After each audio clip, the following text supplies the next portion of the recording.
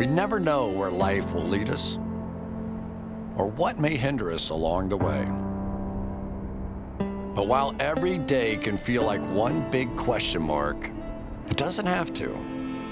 With the right insights, strategies, and solutions from Western and Southern Financial Group, together we can look ahead to leave the unknown behind.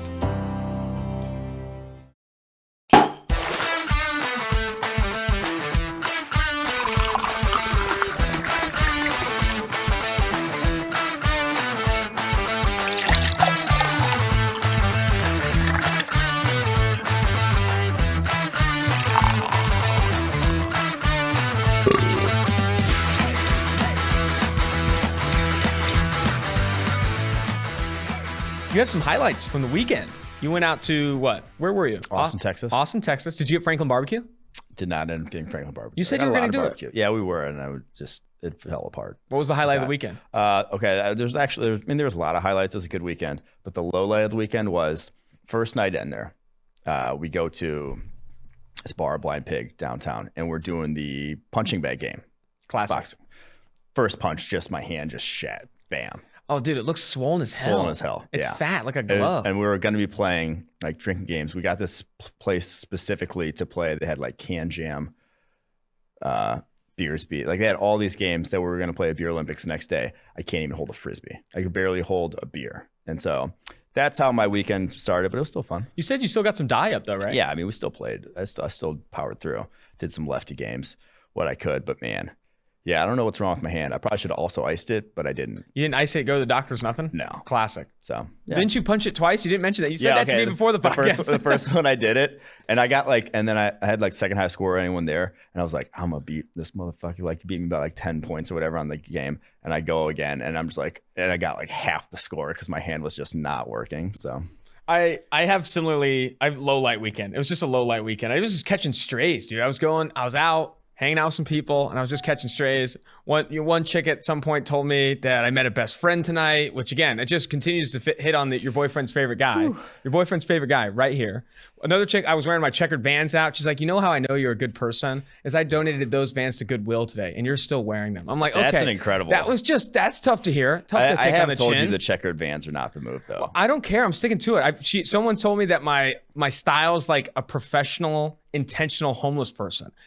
I was just getting It's body. like ironic style. I almost went home after this weekend. I was out for all night Saturday, and just set myself on fire because it was just, there wasn't a single. Should at least set the shoes on fire. Yeah, well, the shoes are gonna live. We're gonna fire them off. But yeah, I was getting friend zone left and right. It was hard to watch. It was hard to watch. I'm honestly glad I was That chick there. also had the worst takes. She you're getting a little upset here now. she had the worst takes. She said her favorite movie of all time is the Simpsons movie. I almost freaking punched her. What? How? The Simpsons movie is literally if that is your favorite movie, you just don't like film. Like I don't know what to tell you. Like, it's just not that good. I didn't know there was one. Not a Simpsons fan. It's sad. It's sad. She had some bad takes, and I'm her best friend now. It sounds also like you're very salty about this. I'm a little salty. I don't feel good. All right, let's get into the safety class overview here. We also have JT O'Sullivan joining the show. We got interviews with KJ Stepherson and Divin Deable. I also got to mention this. Right now on PFF.com, promo code DRAFT30 gets you 30% off any PFF subscription. If you like Mike and myself, and you support us through the podcast, you've left reviews, you've left mailbag questions, all that stuff, go subscribe to PFF.com. It's 30% off. That means the draft guide right now, if you get an Edge monthly subscription, is $10. 30% off, it's $7. And it's the final draft guide. You get access to the final draft board. You get access to all that stuff for $7. That's $7 for a draft guide. I think I used to pay more for that as a kid growing up, whatever I was buying. Now you got a physical copy, but. It's Chipotle without guac. That's if you don't get double meat. But if you go to Chipotle and don't get double meat. Wow, that's a dude. You know what I have to bring up? The interview's coming up later. So I talked to Trill Williams, the Syracuse cornerback that is going to be played later in the week. One of the best interviews I've done. The dude is smart as hell. He wants to be in broadcasting after. He's really good on the mic. It's going to be a very good interview when you get to that later in the week. The other thing he said, his go-to Chipotle order. I'm going to tease the interview a little bit. He told me rice, beans, the normal stuff. And at the end, he brings in a bag of nacho cheese Doritos himself, crumples them up and sprinkles them over the top, and then shakes the damn bowl up. That's actually awesome. I'm going to try it. He like chefs it up himself. He adds his own flair. He said one of the players at Syracuse, he didn't name them, first introduced him to it, and then he's been doing it ever since. I need to try it. It sounds fire. Yeah, I mean, that's a good idea. That's like, that's ingenuity. Right Ingenuity. there. All right. Number one here, safety class. You only have one first-round safety. Only one Correct. first-round safety in this class, and it's Trayvon Moehrig of TCU. Trayvon Moehrig. I think it's actually pronounced Moehrig. We've been pronouncing it wrong for like a year and a half now. I hate myself. I know, right? That's our fault, though. But yeah, Trayvon Moehrig. Size, speed, production, versatility. It's like showing it all on tape at this point in his career. A 91.9 coverage rate back in 2019. He's led the FBS and pass breakups each of the last 2 years. 4 picks, 12 pass breakups in 2019, 2 picks, 8 pass breakups this past season. 51% completion percentage allowed for his career. It's good numbers. And like I said, they play a lot of split field stuff at TCU. He is in a role that oftentimes it turns into he's playing man coverage against the slot going vertical. And that's a tough role to do. You got to be a talented guy to not get cooked deep his fair share, and he just didn't on tape a lot. He has plays going backwards, plays going forwards. Only came in just a shade over 6 foot, 202 pounds. I thought he was going to be a little bit bigger, but that's still good size for a safety. You could be a versatile, do-it-all, whatever safety at that size. You're not going to be limited whatsoever. So, yeah, I just think no matter your scheme, really, like I think the worst role for him might be true single high, but really no matter what you want to put him in, he could do. And I mean, that's why he's safety won the class. That was going to be my question. You know, he's number 16 on the big board, the only safety ranked inside the top 30. Elijah Molden coming in at second, even though he'll probably play slot corner in the NFL. Yeah. Do you have any concerns? Because TCU plays so much quarters, so many too high looks. Do you have any concerns about him being a deep safety in the NFL? Do you think that, deep or a single high? A placeholder. Like, there's so few single high safeties that are true impact guys. That's why not a lot of them get paid, but there's only a handful that actually, a lot of teams just use that single high guy. It's just a guy. That's why, Greg Williams is putting that guy 40 yards off the ball so he just could clean up whatever else happened. A lot of times that your single high guy is rarely a playmaker. There's only, like I said, those ones are rare, the guys that can make plays from single high, and that's why they are coveted highly. There's really one guy in this class that I feel really good, not really good about, but like could be that guy that I think, and we'll get to him a little bit later. Interesting stuff. We also talked to him. I definitely go back and listen to that interview. Who's another smart defensive back on 2-for-1 drafts. So let's jump now to Elijah Molden. I saw a comparison for him, considering his athleticism and stuff, is very similar to Mike Hilton. Yeah. What's your opinion of that comparison for Elijah Molden, the Washington cornerback? I mean, no. If he fails that safety, you got yourself a damn good slot cornerback. Like I feel good about that because that's what he's done on his tape past 2 years at Washington. 90.9 coverage grade in 2019, 86.2 coverage grade this past year. He's going to be darn good in the slot. And he's not just he's not thriving. That grade's not him thriving on, a handful of picks and just like splashy plays. No, he's a ridiculously good tackler, very smart football player, and has some of the best hips in this class. Like when guys would go vertical from the slot, a lot of times these guys who make a ton of pass breakups underneath are leaving themselves liable to just get cooked deep because they don't really have to worry about that. Elijah Molden, it's rare to see him really just get out of position. Like when guys went straight vertical on him, he transitioned and was still in their hip pocket. Had a ton of pass breakups. I think he had something like 10 pass breakups back in 2019, 4 picks that year. He was just a solid all-around slot corner. Now, is that a safety? It's definitely not an outside corner. He's 5'9", 192. 29.5-inch arms. He's not playing there. Yeah. So is that a safety? I think he tackles well enough, and I think he sees the game well enough that he could easily transition to safety. Now, again, he's played there one game this past season. So you don't really know, but I'd bet. I'd buy in. That's why he's safety 2 on the board. I'd argue that you'd want to almost play him at slot cornerback out of the gate, though. I mean, is slot cornerback not more valuable than potentially having him play safety? Well, the slot cornerback's got to come off the field, and the biggest thing is to get him off the field against base. Okay. Base D. Mm-hmm. If your slot cornerback does, now can you have him play safety and base and then slot when you go nickel? Sure, that by all means go ahead and do that. But he has, I think, to maximize sort of his value, you're going to have to get him on the field all the snaps. So yeah, we'll see. Fair enough. All right, let's jump now to a guy that's really a late riser in the process, former Indiana safety Jamar Johnson, another guy we talked to on the podcast. I think when I was watching his tape, and I think I tweeted this, but like it's the wow plays that get you, man. You see some of these plays that he makes from like the range, the instincts, how quickly he's moving on the ball, the hip fluidity, the feet. But then like so you see all that in tape, and I came away like, oh my goodness, this guy's got something. And then the testing wasn't great. His athletic testing was interesting. I thought he was going to test a lot better than he did. Yeah. I think he came in 6 foot 205 at his pro day. Usually guys like slim down for there. He was listed at 195 this past year. Came in 10 pounds heavier. That itself was a surprise.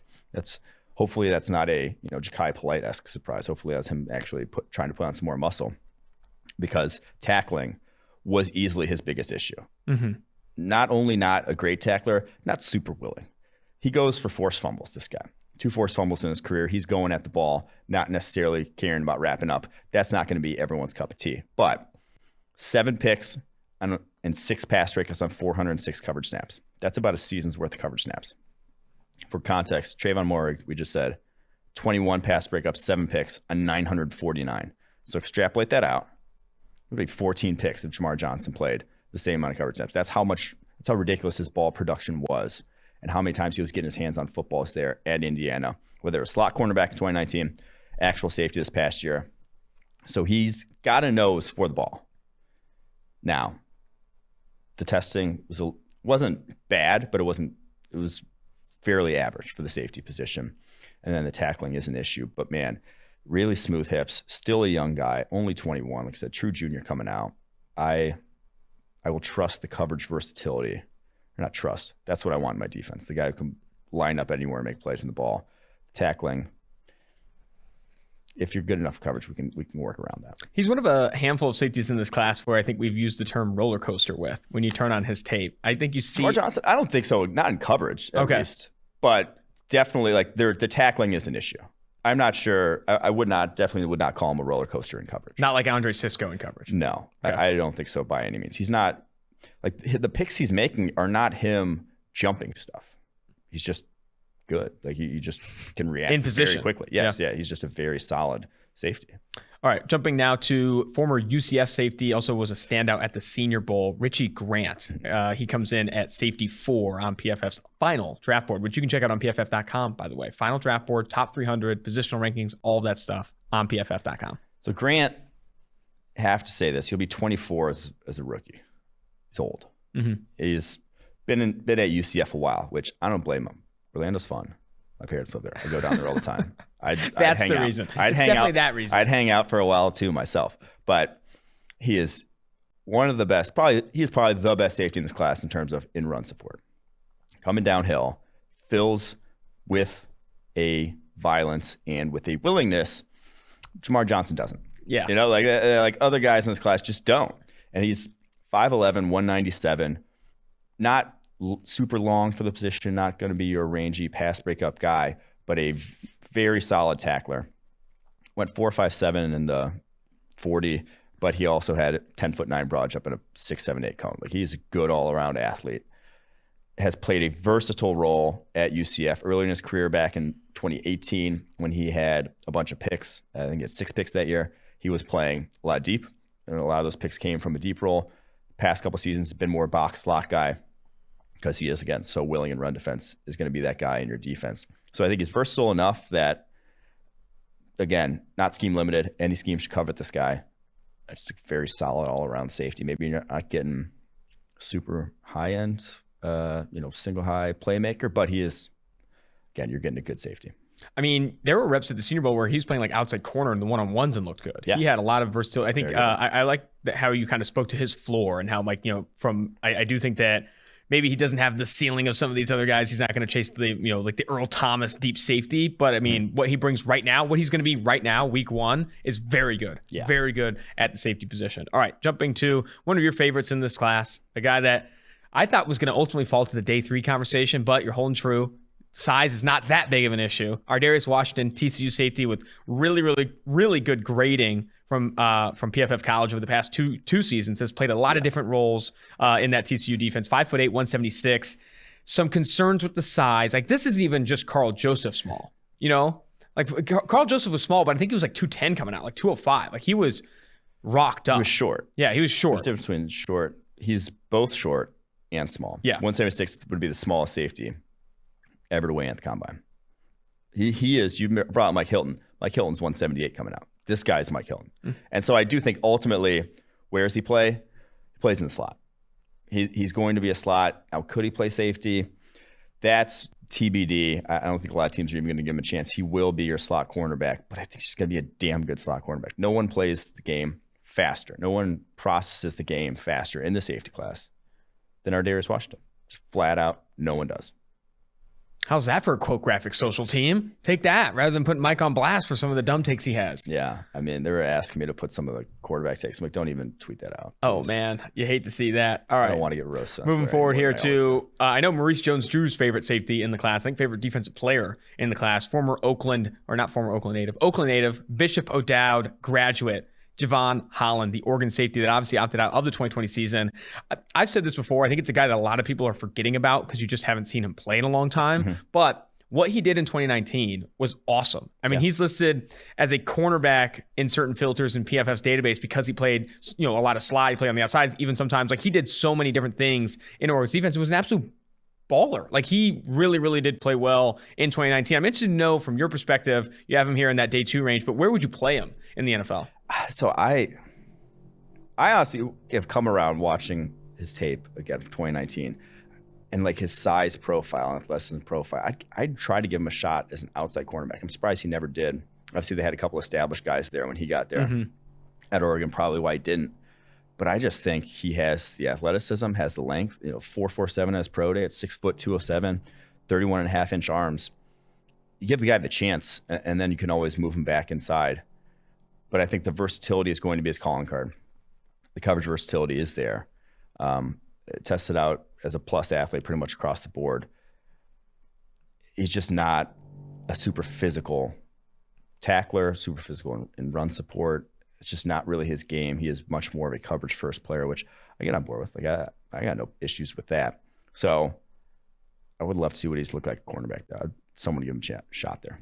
Nice. Jumping to another PFF favorite, Andre Cisco, Syracuse safety that we mentioned the word roller coaster with before. I mean, the guy who he just does some boneheaded stuff. I mean, you see him jumping on things and then giving up big plays in coverage, but the splash plays he can make, he's capable of, are up there with the best in this class. Like what he's capable of doing from a range and like ball production standpoint is up there with the best in this class. Just the problem is what do you get with that? What do you get with those splashy plays? And I think there's also conversations we've had about the safety position is, what's this balance of safety, a guy that doesn't give up big plays, but maybe doesn't have, more than 2 picks a season or even 1 pick a season, or a guy that finished every season with 10 passes defense and 6 picks, but also gives up some big plays, gives up some, even has some penalties in some ways. Can we hear that drilling on the pod? I don't know if we can hear that drilling on the pod. If you can hear that drilling on the podcast, it's not ideal. Yeah. You guys might be hearing that. Sounds like someone's trying to break in with the drill. And they are, because we're just giving out the fire right now, I guess. Yeah. But yeah, Cisco, 6 foot 216, he comes in as pro day. That's just 17 reps on the bench. It's a horse of a safety. And like he has some big hits on his tape, but he doesn't play. You don't want this guy in the box. He's not taking on blocks. He's not doing that sort of thing. But 17 bench reps, runs in the 4.3s. And I mean, obviously we didn't get a pro day 40 from him, but if you flip on the tape, he runs in the 4.3s. He's got the best range of any safety in this class, in my opinion. 13 picks, 13 pass breakups, 23 games, but coaching going to be so huge with him. Can you reel him in? Because we talked about Jamar Johnson, like his plays are him actually, the Indiana safety. His plays were actually him just like playing good sound football, being in the right position, making play on the ball. Cisco's plays are him kind of freelancing on the back end. Freelancing, but having the ability to do it. And having the physical ability to do it. Like 13 picks and 13 pass breakups in 23 games is not a fluke. You don't just accidentally luck into those. He's doing something right. And that's from his true freshman year and true sophomore year, basically. Only 2 games this past year as a true junior.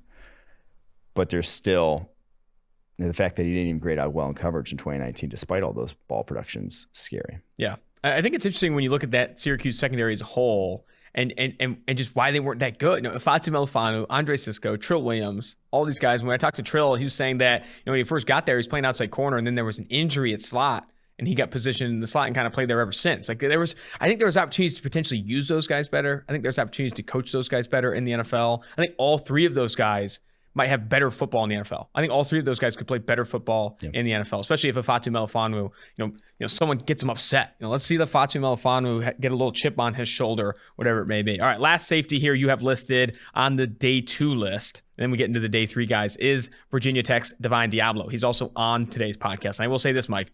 Safety, he played safety at Virginia Tech. He told me every single team sees him as a linebacker. Yeah. He's going to step into the box, be a full-time box player in the NFL. That is not particularly surprising. 226-pound safeties don't exist anymore. He's 6'3", 226 pounds, and has 33-inch arms. 4.45 at his pro day. So that's unsurprising that guy's going to be seen as, he's 5 pounds heavier than Jeremiah Owusu-Koramoah. So that does not surprise me. He's not particularly, he was a guy who had to be a box safety if that's where you're playing him at. Mm-hmm. So unsurprisingly, that today that's a linebacker, and his production this past season had a career year. Who was it against? The play he made in back of the end zone was against Trevor Lawrence. That's who it was. It was coming from the backside and quarters in the red zone and just read him like a book. Like this past year, 84.4 coverage grade. I do worry about a pure transition to linebacker. It's not apples to apples with the role he was playing. He was not really taking on blocks. That's despite his size, I never came away being like, damn, that's like a physical dude at safety position. And he is, but it's not overly where those are the guys you feel good about transitioning to linebacker. He may have issues in the run game when he does drop down the box initially, but it's the coverage, the range at that size that teams are going to cover. I mean, it's going to require a lot of transformation for him because even in his early days, he played quarterback and then played wide receiver, was recruited to Virginia Tech to play wide receiver. Then they flip into the defense side of the ball. Mm-hmm. And now he's going to play a new position in the NFL. Like there's a lot to like about his raw tools. 6'3", 226, 33-inch arms, 4.45, 40-yard dash. Like there's a lot to like about his tools, but you're asking this guy to do a lot. You're asking him to play a lot of different positions, a lot of complex positions. And I'm interested to see, how that transition goes. He's not a guy that I think I would expect in that full-time transition to linebacker to immediately hit the ground running, but a guy that could develop into something pretty sweet down the road if all things start to click. Super sweet, bro. Just go. Never mind. I hate you. I hate you. Have you heard that some people are on the YouTube comments think you dress like a tennis player? Okay. Why don't we just bring that up? I feel like it's an important conversation. The zip, is there a shirt underneath that jacket? No. It was the last second play. I dress like I'm ready to go work out at any moment. That's actually why I dress like this. And I love it, dude. You look great. I like it. You're like a young Federer. It's almost summer. Gotta shed the pounds while I can. You love to see it. I did not shed the pounds this past weekend. Let us so you're just eating about that. Eat big. I had okay. I'll tell this story. I had 8 brisket tacos and I threw up immediately afterwards. Oh my gosh. Was this before or after the broken hand? I guess after. This was after. I was just like sitting there at on Rainey Street, and they had like a taco stand and just housing. I'm like, these are so good. And I forgot how many I had at one point. I was like, oh my God, I just had too many. And you're also housing beers. I had a few at that point, and I was just like, I got to get this out of me. And I just left them with people. Man, I drank with Quinn this weekend. Producer Mike Quinn invited me out. It's been a while since I've seen Quinn out in the banks, man. He's got that new house with his girl. He's trying to live the family life. They got a dog. He's like, hey man, trying to celebrate the best team in professional baseball down at the banks. I said, absolutely, absolutely. All right, let's jump to these day 3 safeties here. Okay, I put them in buckets. I'll read the bucket and then read the player names, and then you're just gonna dive in. Yeah. All right. Day 3 bucket. First one, versatile. Tyree Gillespie, Missouri. DeMar Hamlin, Pittsburgh. Hamza Nasruddin, which I looked at this recently, the Florida State safety. He has some long ass arms, like 34.5-inch arms. Yeah, he's got crazy long arms. One of the longest we've seen from a safety. Caden Stearns of Texas, and then Christian Uphoff, Northern Illinois. Can I start here? Yeah. I think Christian Uphoff of the day 3 guys that I think could actually potentially develop into legitimate stars in the NFL. I like Uphoff a lot. I think Uphoff is a day 3 flyer at safety that I really would invest in that. And it's because of the reason you have here, versatile. I think he can do a lot of different things. Yeah. If I'm going to invest in a safety in this part, I do think I want to go after a guy that can do a lot of different things for me rather than maybe investing into a niche skill set. But that's where my mind jumps. Yeah, I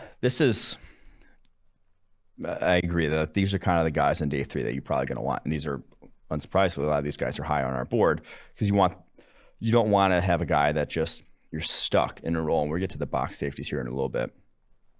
Like the box safety role, if you really are just a box safety in today's NFL, that's a linebacker.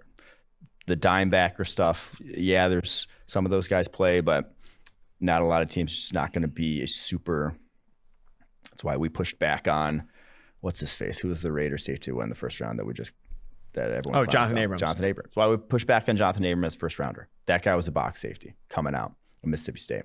Mm-hmm. You're not, if that's all you bring to the table, you're not bringing the value that other guys can, because as we've seen, if you throw a box safety into a more versatile role, all of a sudden he's getting exposed left and right in coverage, because NFL is just a different game in terms of speed you have to deal with down the football field. So you better have that athleticism. You better have the versatility, because at some point you're going to be thrown a role that isn't just you guarding underneath in the box. So these are guys I'd probably covet. I do like up-off later. Hamza, his Senior Bowl was very worrisome to me. Like his interesting blend of size and length, but just no real explosiveness in his game. And that was concerning. Probably the one I like here is Tyree Gillespie from Missouri. Has the speed, has the athleticism, good size, no ball production to speak of on his tape whatsoever, really, at Missouri. But he is a willing tackler. I just don't think he's a guy. He's a guy you can plug in and not feel like he's a liability really anywhere. All right, let's jump to the box guys here. Michigan has value. Box safety prospects, day 3 guys. James Wiggins, Cincinnati. Jamien Sherwood of Auburn. Talanoa Hufanga, USC. Sean Davis, Florida. And then Jacoby Stevens, LSU. I think with James Wiggins, and I've talked about him a ton, I think he was a 3-time Bruce Feldman's Freaks List guy because he's super explosive. Like he's a crazy explosive guy for his size. But I think there's a reason he didn't do the change of direction drills at his pro day, Mike. He did every drill but the short shuttle and 3-cone. And you pointed this out to me too. You brought up Elijah Molden and how when he plays in the slot, if you threaten him vertically, he can stick with you. And I think a lot of that is hip fluidity and footwork and that type of stuff. Wiggins, when you saw him playing in the slot and guys would test him vertically, even though he's explosive, he's fast. He just can't turn with guys. He can't flip his hips with guys. And I think that, again, I don't want to play him in the slot. I like him going north and south in the box. That's it. Don't ask him to do much more. Yeah. North and south in the box. Of all these guys, the one I'd feel best about playing a more versatile role is Sean Davis, Florida safety. He can get by in a number of, if you really want him to play kind of an all-around safety. But the rest, it's like dimebacker / move him to linebacker. Damn. You hate to see it. Any other names there you like? I mean, Jamien Sherwood. Sherwood, I like. If I'm transitioning one of these guys to linebacker, I think Sherwood could do the job the best. I've already seen him take on blocks. You see him play super physical downhill. He has 34-inch arms for a 6'1" safety, which is kind of insane. Super long dude.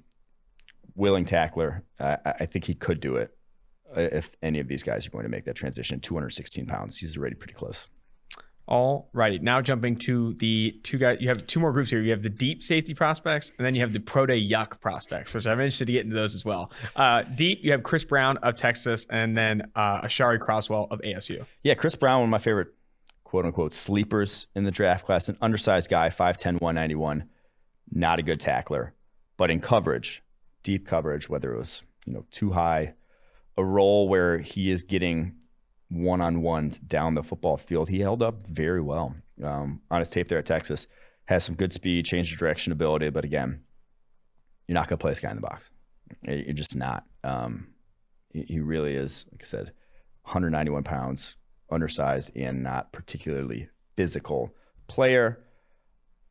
I'm going to butcher this guy's name. Ashari Croswell. That's the other one. I like that. All right, so he started as a freshman, sophomore at Arizona State.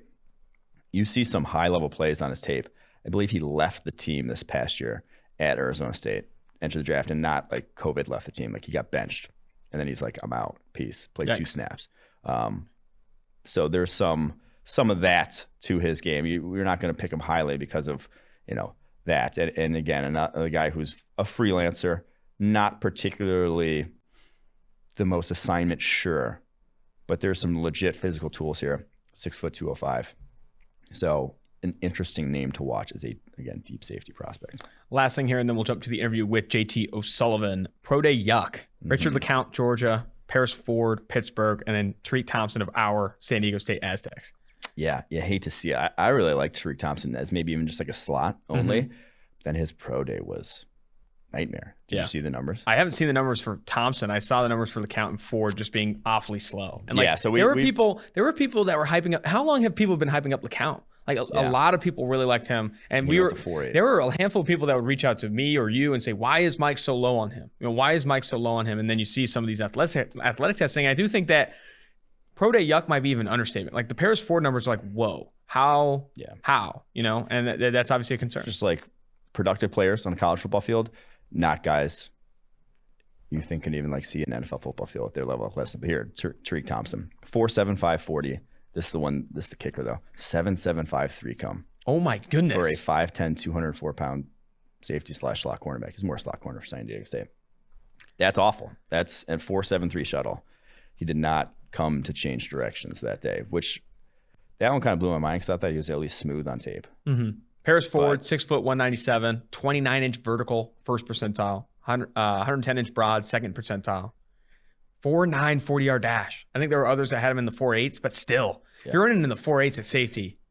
Yeah. Richard LeCount, 4.79 40, 7.44 3 cone, 4.49 shuttle. Paris Ford had a 7.65 3 cone. Man. Yeah. So those are just, like I said, good football players in college, not guys that they probably were good in college. I mean, high school too, though. Yeah.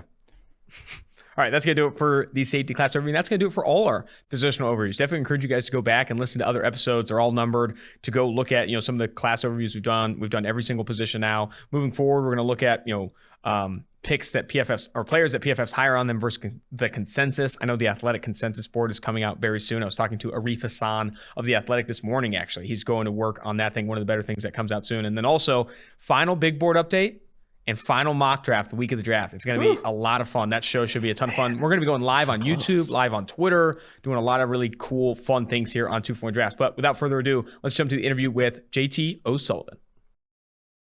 Wait, before I get to the interviews, got to mention this. Watch the PFF draft show on PFF.com. It's kicking off 7 p.m. on Thursday night, April 29th. You have to check it out. We're going to be live on YouTube and on Twitter and on PFF.com for 4 days. Day 1, day 2, and day 3 of the draft, and then the following day as well. Definitely check it out. Also have to mention this. We're going to be having the draft promo code, DRAFT30, DRAFT 30. 30% off any PFF subscription now through the end of the draft. Watch the draft show. Go get your PFF subscription. 30% off is one of the bigger percentages off we give the subscription all year. And I run the show here. We run the show on when the subscriptions, when the promo codes come out. This is one of the better deals you'll get all off season. Also, need to mention this from Western and Southern. In these uncertain times, life is full of questions. Like when should I start thinking about life insurance? But however difficult these questions may be, Western and Southern can help you answer them. Backed by over 130 years of experience, together we can look ahead to leave the unknown behind. Western and Southern Financial Group, life insurance, retirement, and investments, compensated endorser, products issued by member companies of Western and Southern Financial Group, Cincinnati, Ohio. Last thing I'll bring up here, Masvidal and Usman put on a show the last time they stepped into the octagon. Round 2 is sure to pack a punch. DraftKings Sportsbook, the official sports betting partner of the UFC, is putting you in the center of this weekend's title fight with 26-1 odds on either title contender to reign victorious. Just bet $5 on either fighter to win, and if they walk out with the belt, you will cash $130. Don't worry if MMA isn't for you. DraftKings Sportsbook offers great odds and promotions on basketball, hockey, and so much more. Download the top-rated sportsbook, DraftKings Sportsbook app now and use promo code PFF when you sign up to turn $5 into $130 if the title contender of your choice wins. Place your bet and watch the fists fly this weekend. The code is PFF to turn $5 into $130 if the fighter of your choosing takes home the crown. For a limited time, only at DraftKings Sportsbook. Must be 21 years or older, in New Jersey, West Virginia, or PA only. New customers only. Restrictions apply. See DraftKings.com/sportsbook for details. Gambling problem? Call 1-800-GAMBLER. Now joining the 2-for-1 Drafts podcast is JT O'Sullivan. I feel like you've taken Twitter and YouTube by storm of late with some really good analysis of the 2021 quarterback class. It's really great to have you on the show. I know you were on another PFF podcast, the PFF Forecast recently. We had to get you on as well. We really appreciate you jumping on. I'm fired up, man. This is the season, so it feels like the draft's tomorrow. I'm sure I honestly have no idea when it is, but I know it feels like it's coming. It's felt like it's coming for a while. And I'm excited to see where some of these guys land. No, absolutely. I think what I'm interested in, and I want to talk a little bit about the quarterbacks that are potentially going to go on day 2, day 3. But where I'd first like to start is actually something I was talking to Mike about and some others over the weekend is, Zach Wilson. Ever since that pro day in Provo, Utah, where the kind of Jets were rumored to lock into him as the number 2 overall pick. I think betting markets have it as like minus 2,000. I don't even know if you can bet on it anymore. I feel like we've stopped like picking at his profile. We're picking more on Justin Fields and Kyle Trask, these other guys. But like we said, yep, he's a number 2 overall pick, second best quarterback in the class. But there's a lot of reasons to have reservations about Zach Wilson as well. Like, I don't think his profile in any way is perfect. I think we've done more to pick apart Justin Fields and other quarterbacks in this class. But when you look at Zach Wilson, only 1 year of elite grading, and he did it against, low-level competition playing at BYU. And I do think there's also some concerns that, like, in the previous years, he did not grade all that well. In the game against Coastal Carolina, didn't necessarily showed up. Games against San Diego State in previous years didn't look as well. What is your opinion on the cons for Zach Wilson? Maybe a better way to frame the question is, why doesn't Zach Wilson pan out in the NFL? What are the reasons for Zach Wilson in 5 years' time not being what everyone's hyping up to be, not him hitting his ceiling in the NFL? I mean, I think I would unfortunately answer that in one word. It's going to be the Jets. It's one of those things in our American culture with these drafts where you reward the quote unquote best players with the worst organizations. And, you look back in a half a decade and wonder what you missed. And unfortunately, you don't get an opportunity to choose what organization you go to. Now, they've got a new staff in there, new vibe. Maybe they hit the ground running. But unfortunately, when you get picked that high, you're going to go into a situation that you're going to probably struggle with for a few years. And so if you can come out the other side of it, you got a great opportunity. It's obviously a great market. There's a lot of ups. I think that you hit on a number of things that I think would be concerning if I was in that spot. I mean, the other thing, we can dance around the Zach Wilson thing for me, but the elephant in that conversation is Justin Fields. I just think he is that good. Nothing away from Zach Wilson. I think Zach Wilson had an amazing year. I think the thing that I love about Zach Wilson is less the cons and maybe why he didn't grade out so well previously, but the trajectory of improvement. So if he can keep on that trajectory of improvement in the next few years in the league, I think he's got an opportunity to be very special. There are certainly things that he does arm talent wise that are special. They're just, I love his upper body mechanics. I love his fluidness. I think he got much, I don't know what the better decision-making is probably the right word. I didn't dive into quite enough 2019 to be able to tell you what the differences were. That sounds like anecdotally what I've heard people say. But for me, I think you hit on something that's important. Why is he locked in as the number 2? I don't know. I think that there's a few guys in that discussion at the top of the tier that probably deserve a little bit more recognition in that spot. But again, it's almost one of those things where you're kind of like, hey, congratulations, you won first. Hey, congratulations, you won second. I'd like to go third and go to the better situation. You touched on it here, Austin touched on it, the level of competition that he played this past season. You played at UC Davis. And so you probably have a unique perspective on just what that leap is going to be like for him, guys like Trey Lance as well, from North Dakota State.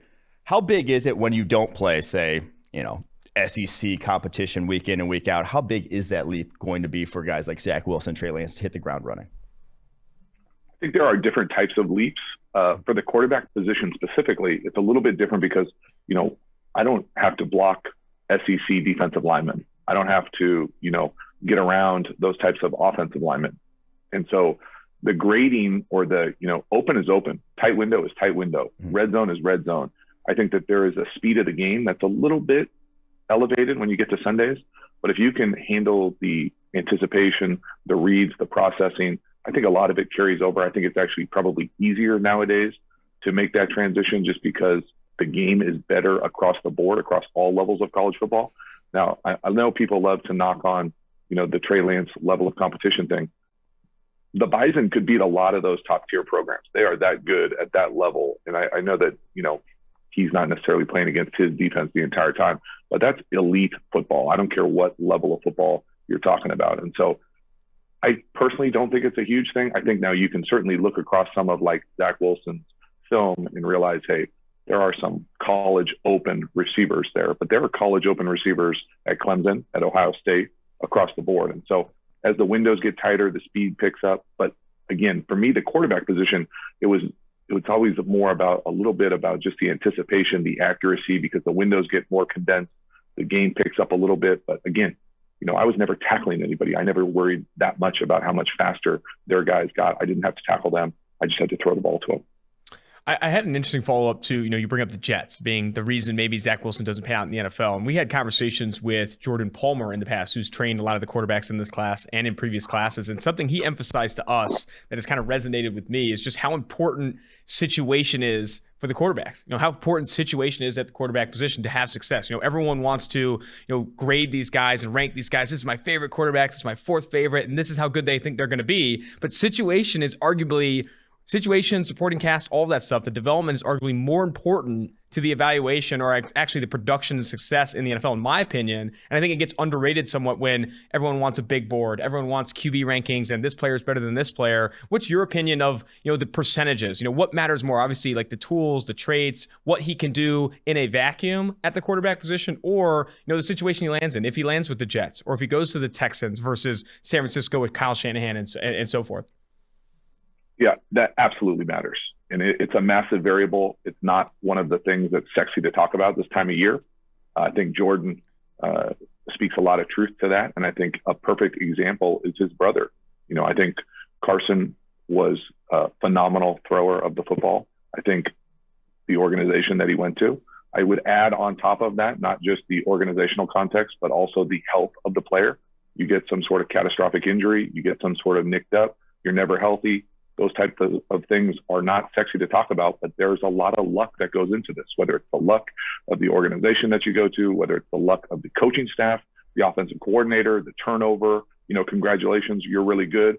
Your offensive coordinator's gone. He's now a head coach somewhere else. Well, that resets your capacity to function on Sundays. And so all those things go into play. That's why this thing, I know people frown upon the crapshoot thing, but there's just so much damn luck with this. And it's not as easy as just saying, hey, these are my 5 favorite guys. Yeah, these might be my 5 favorite guys. But even coming from me, who I enjoy this part of the process, what I do is very incomplete. Mm-hmm. You guys have a much more macro, different approach to as far as the gradings, the quantitative element of it. There's a qualitative element of things that I like, things that I think translate to Sundays that might not fit what the Jets are looking for, which might not fit what an organization is looking for. So much of it is that luck variable that just, how do you quantify that? To add to that, I guess, Trevor Lawrence going to the Jacksonville Jaguars organization where they obviously have not done a great job of developing quarterbacks over the course of their 23 plus years as a franchise. Do you think, though, Lawrence himself, with how good he has shown already on tape at Clemson, is he organization proof? Kind of like Andrew Luck was with the Indianapolis Colts, where they really didn't give him the best situation, but he obviously succeeded nonetheless. Do you foresee a similar future for Trevor Lawrence? I mean, I would push back to that question a little bit. It was Andrew Luck organization proof. I mean, he got hurt. True. Yeah. There's an element, again, these things are, I get it that it's cool to say generational talent, so good since whatever. Those things resonate with people. And I think people can see that type of talent, whether it's John Elway, Peyton Manning, Andrew Luck. Trevor Lawrence is going to be in a tough situation. He just is. The Jacksonville, the track record speaks for itself. I know Urban Meyer has been able to do Urban Meyer things everywhere he goes. Been around their offensive coordinator in the past. And I'm sure he's going to try to be as flexible and adaptive to Trevor Lawrence's skill set, which is vast. The dude is a freak. And there's a lot of things that he's going to bring to the table. But again, that's going to be a heavy lift. It just is. There's nothing easy about going into an organization in the NFL and trying to turn around a franchise with a bunch of new faces, trying to do things a new way when you don't have somebody to look for, you don't have somebody to look to do it. You're walking in as the guy. And I know people recently, it feels like I didn't read the article, but I know there's an article about knocking him about having balance in his life or whatever. To me, if anything, that is a great sign. I love to hear that type of stuff. I love to hear that someone has put in enough reflective work to be able to hopefully deal with some of the ups and downs and rapids that are coming, because they are coming, and they're coming every Sunday for the next decade of your life. And it's going to be fascinating to see how he pans out. I think he's got a great opportunity to be a very good football player. But again, congratulations, you're going to the worst organization. I'm glad you brought that up. That was actually going to be my follow-up, talking about, Trevor Lawrence doesn't have a chip on his shoulder. He's not one of these guys that will like eat a granite sink to get on the football field and play through injury and all this different stuff. I definitely think I'm interested for you to kind of elaborate more on just like, how the mental and physical health aspect of playing football and committing to this grind and all the sacrifices you have to make to be, the face of a franchise and all that stuff. I agree. Like I come out of it like, okay, this guy has some self-awareness. He understands that he can't commit 120% of himself to his, his craft and to football to be mentally and physically healthy. So I definitely think I'd be interested to hear you elaborate more on that and how you kind of, battled some of that. Being the quarterback, there's these expectations that like you can't even go out to dinner without bringing your playbook. Like people have these, fans have these expectations that it needs to be everything. It needs to be everything for you. And you need to have this like, proverbial chip on your shoulder. I'd be interested to know, your elaboration on that. Yeah, well, I come at it a few different ways. Anecdotally, I personally played with like a boulder on my shoulder. So I have a hard time empathizing with that approach. But I will say, from trying to empathize with what Trevor Lawrence is going through, the dude has been the dude for half a decade on the national stage. Mm-hmm. I mean, he's been in this slot for as long as I can remember. And that probably creates a different type of environment, different type of learning journey for him. And so I personally think it's refreshing. I think it's a great model for a lot of young players. I think people, hopefully, if you're fortunate enough to play in the league long enough, you get to that point. It's refreshing to see somebody come into the league with that perspective. I personally never thought of it as balance, and I actually frown away from the word balance because balance implies 50-50. Like I'm going to be all in at work, and then when I'm at home, I'm going to be a great parent, husband, spouse, friend, neighbor, community member. To me, it's always harmony. There are times of the year where I'm all in. Training camp, when I'm in the facility, when I'm trying to get better, improve my craft in the off season, those types of things, game week. But when I'm home, I'm home.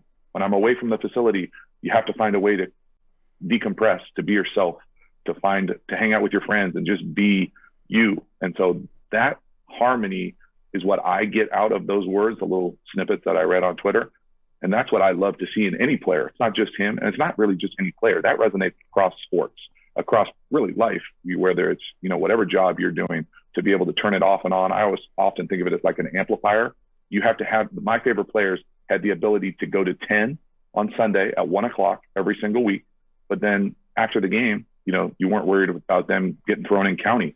They were able to turn it down and be a little bit more normal, not be like a WWE personality when they leave the locker room. It's that ability to find that harmony in what that career is, because their career is intense.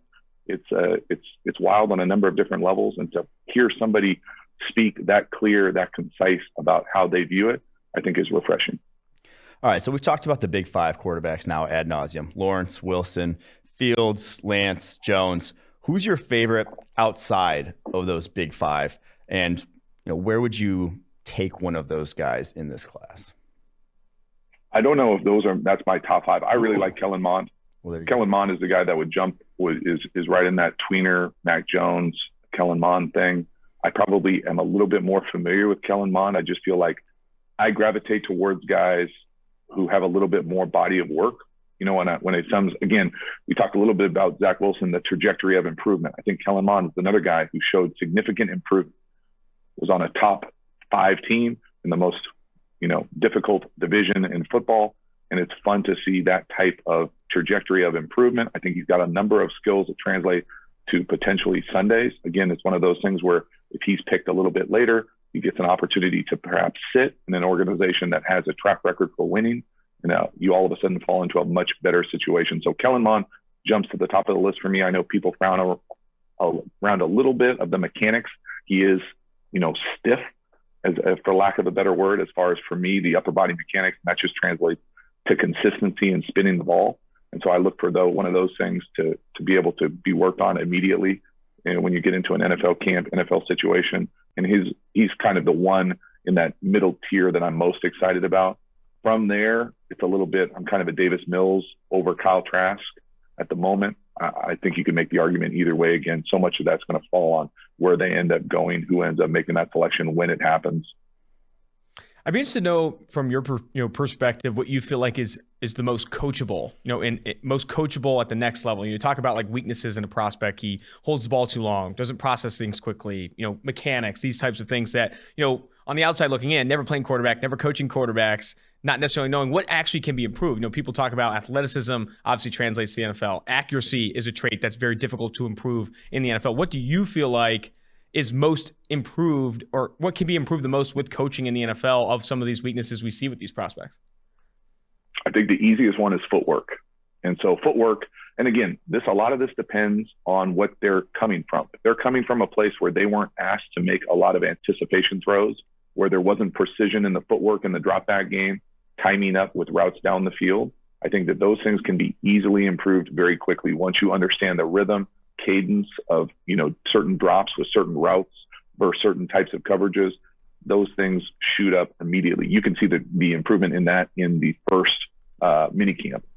From there, I think that it gets a lot harder. I think the hardest thing, you already alluded to it, is the accuracy element. I've changed my throwing motion many times.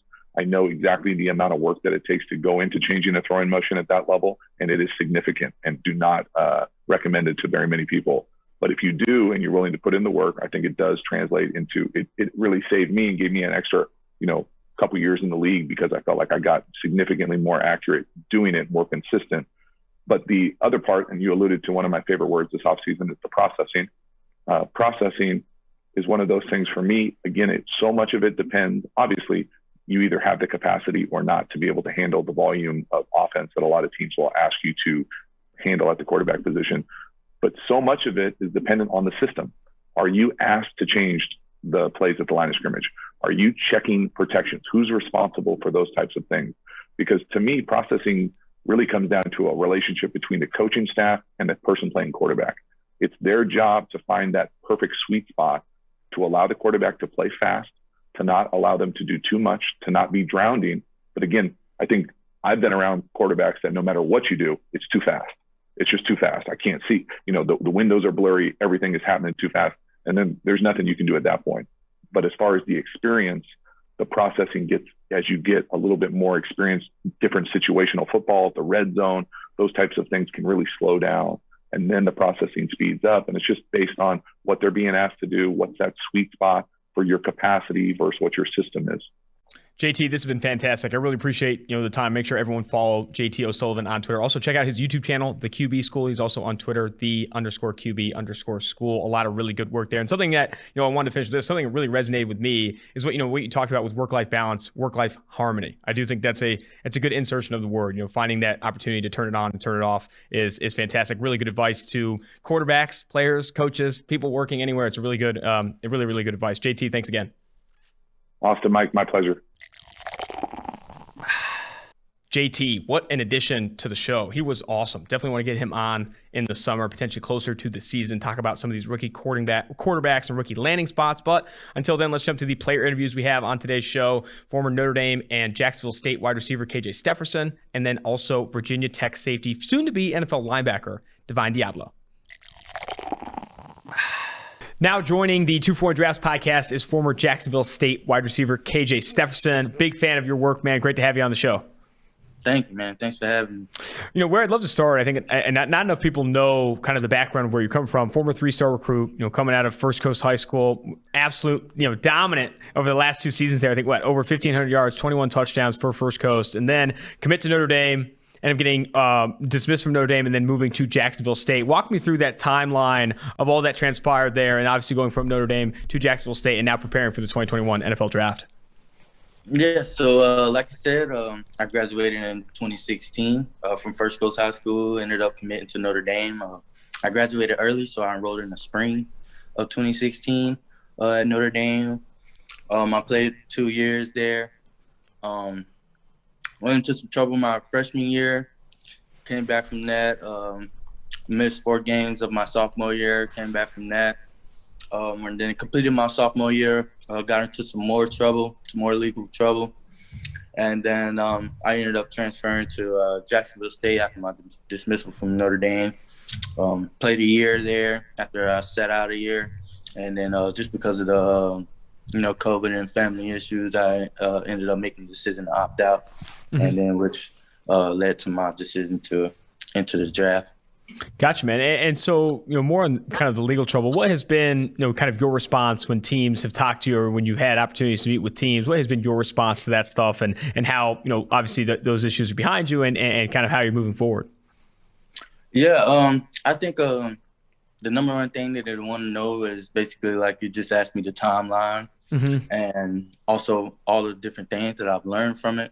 I've learned so many things. I've been phrased. They phrased the question to me a couple of times of what is the number one thing that I've learned from it, but I would never say that it was one big thing that stood out from all the others that I've learned from, just because it was so many things that I've learned during that rough part of my life, man. But I just tell them that, it's behind me now. I grew up a little bit. I was when I was a teen, coming out of high school.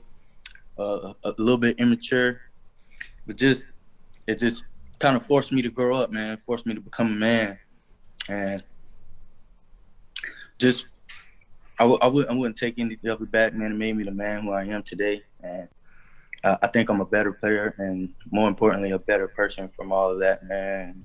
I just tell them that, just since then, I basically had in the time a college career all over again. It's been like 3 years since all of that transpired, man. So I've stayed out of trouble, kept my head down, and got back on the ground with football, man. And I just love the sport so much, and that's what I tell them.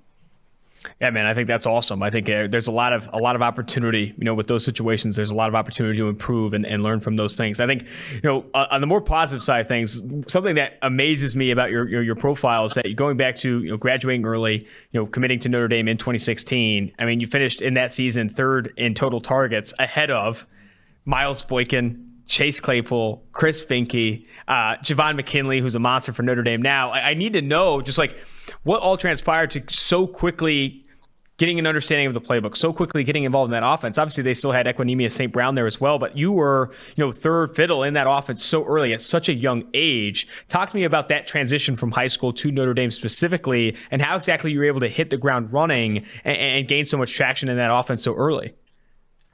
I would have to give a lot of the credit to my high school receiver coach, Coach James. Man, he expects a lot of me. His motto is perfection. Being the best receiver is all about striving for perfection and just route running and being a consistent player to where they're not only the quarterback, but the coaches can feel like they can go to you. And just when I got out of Notre Dame, a lot of the stuff that was built in me from high school translated really well into the college program. I went up there, and I think the most part about it was I was just very consistent. I had the mindset that I was going to show everybody what I could do, and I took a lot of pride in that. And I'm a big competitor, man. I always want to go out there and compete and show that I can be out here amongst these other guys who are also very great athletes, man. I just want to prove that I'm one of those guys. Absolutely, man. Going back to, the times you did have, preparing for games and stuff, I'd love to hear more about kind of your preparation, in a given game week. What exactly are you looking for on film from a keys and tendencies perspective? Looking at a cornerback or an opposing defense, what exactly do you look for when you're turning on an opponent's film in a given game week or a practice week? So mostly, I would say that the number one thing that I look at is what defense do they like to run? What kind of is their primary defense? Some teams are a man team, some teams are a cover 2 team or a cover 3 team, and they run that. The coaches at Notre Dame did a really great job of breaking that down of how many times they like to show this defense. And I just took that, and they did a good job with basing the plays that we had off, finding the plays that we had to help us get us open. But as far as individually with corners, I would just look at their initial reaction.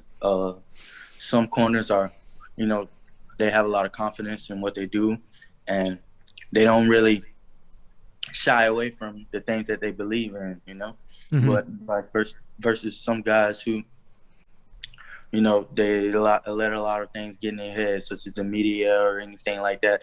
And all that really shows on film and their tendencies and stuff like that. And I just like to go all in, but also trust my, skills and trust my tactics that I use in order to come out here and do what I do best, man. But yeah, that's what I would say.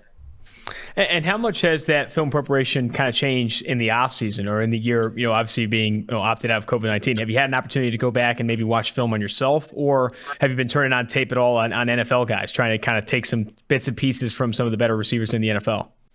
Yes, sir, for sure. Two of the receivers that I love the most is Stephon Diggs and Keenan Allen. They're great route runners, great playmakers, and they're physical guys, and they're great competitors. They're not always the biggest, not necessarily the fastest on the field, but they go out there and you can tell that they're a competitor out there, and they want to play and they want to win. And that's who I would say that I out of my game after most of. But yes, for sure, I definitely go back on the film and look at myself and try to do my best to improve the next week and week after week. And as far as off season, I say off season, it wouldn't really change, just in the mindset that I'm always trying to become a better receiver. But it does change in a way that, it's not season time. I can go harder a little bit on weights and stuff like that, and not necessarily worrying about, trying to save my legs for a game or anything like that. So the off season, I would say you definitely go harder in your work ethic in order to, try to improve, but you also got to keep in mind to maintain throughout the year, because, the season's only during the fall. So you got to do a good job of maintaining, but you can't let that get in the way at all of trying to be the best receiver you can be and trying to always improve. Absolutely, man. I'd love to hear, some opinion on, with the work that you have had or the conversations you have had with NFL teams, where they feel like your best position is in the NFL. Have they talked about kind of slot versus outside versatility? Do they see you, sticking on the outside? Do they see you kicking inside or having more of a versatile role in the NFL? Yeah, I wouldn't say they said or slot or outside, but I would say they definitely see that I'm a versatile player. I'm just a natural with the ball in my hands. Just a natural playmaker. I'm comfortable with the ball being in my hands. I'm comfortable making those plays that the team need. And yeah. Awesome, man. We can finish with this. I really appreciate the time, KJ. The last question I like to ask players is, what your motivation is, what your why is. You've been through obviously a ton of adversity early in your collegiate career. To continue to kind of prioritize an NFL career, continue to make the sacrifices you do on and off the field to, play football is always tough. I'd be interested to know, what's keeping you going? What's your motivation? What's your why behind this game? It's a lot of similarities in where my why is from then to where it is now. But it's definitely changed in a little bit. Before, I think it was, a lot of times, being a college player is about, being a good player for the university, trying to prove to your coaches that the work that they're putting into you is worth it. But my why would definitely just be my family, man. They put so much effort into me. They put so much support into me through all the problems that I've had in the past, and in order to help me push through and regather and become the player that I am today. And I also recently became a father. So I have kids that I'm thinking about, that I have to provide for, and they're definitely a big motivation in coming out here and doing what I need to do to provide for them. Of course, man. Well, I really appreciate the time, and I wish you the best of luck moving forward. Yes, sir. Thank you so much. Now joining 2-for-1 Drafts is former Virginia Tech safety box player Divin Deable. Divin, great to have you on the show. Hey, I'm glad to be here. Thank you for having me.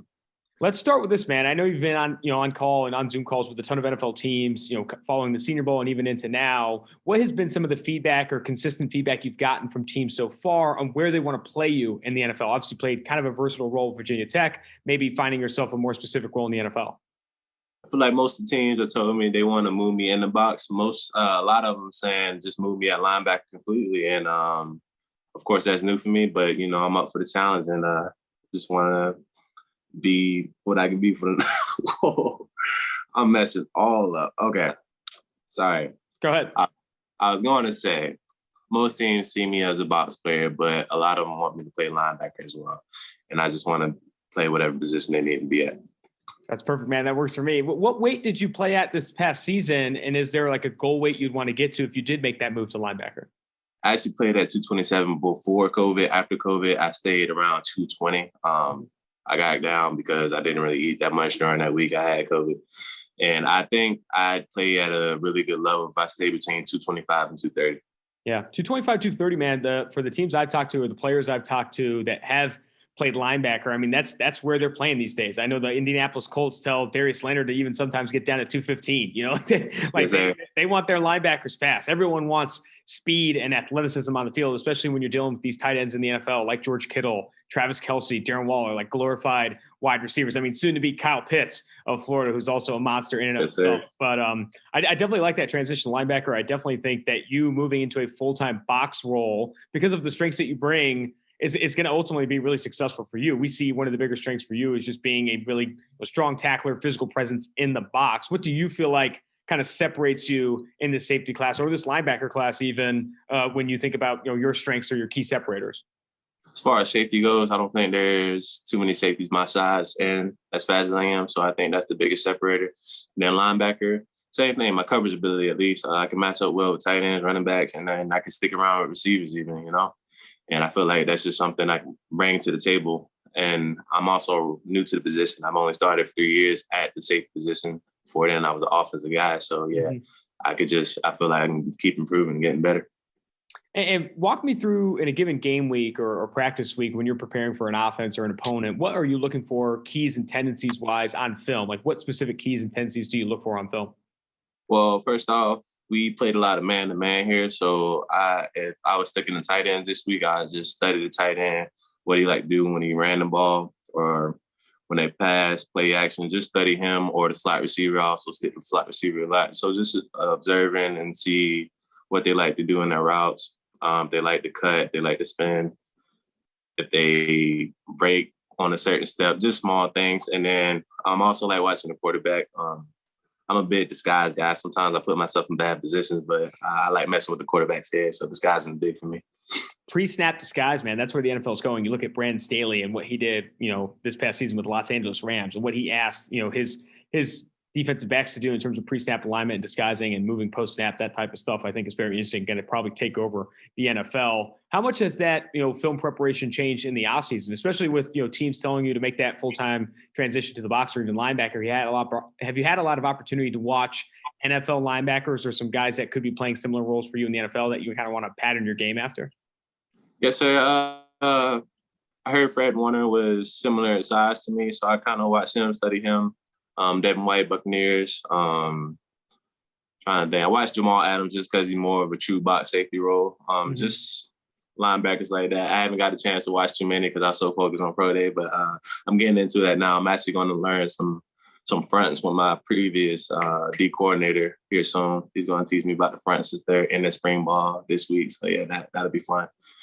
That's awesome, man. Yeah, Devin White, Fred Warner is probably one of the best young off-ball linebackers in the NFL right now. That's definitely a good player to watch as well. Going back to your time at Virginia Tech, where do you think you have the most opportunity to improve? Obviously, you're talking to these NFL teams and making that transition to linebacker. Where do you feel like you want to most improve going into the NFL? If I'm making the move to linebacker, I definitely got to be more aggressive when I approach tackling. I feel like that's my biggest I won't say weakness, but it's the thing I can improve at most. And I know that. And it wasn't that I'm scared to tackle. I just didn't want to miss. I feel like securing the tackle is most important. But as soon as I figure it out, I'm going to come with the boom too. So a player I've talked to on this podcast at Virginia Tech is Khalil Herbert. I think his nickname's Juice. I think he's got a line of clothes or something coming out, he told me. But I'd love to hear your scouting report on Herbert because, man, that is just an impressive player to watch, a really fun player to watch, a home run hitter for Virginia Tech after the transfer from Kansas. What was your opinion of him and obviously going up against him at Virginia Tech?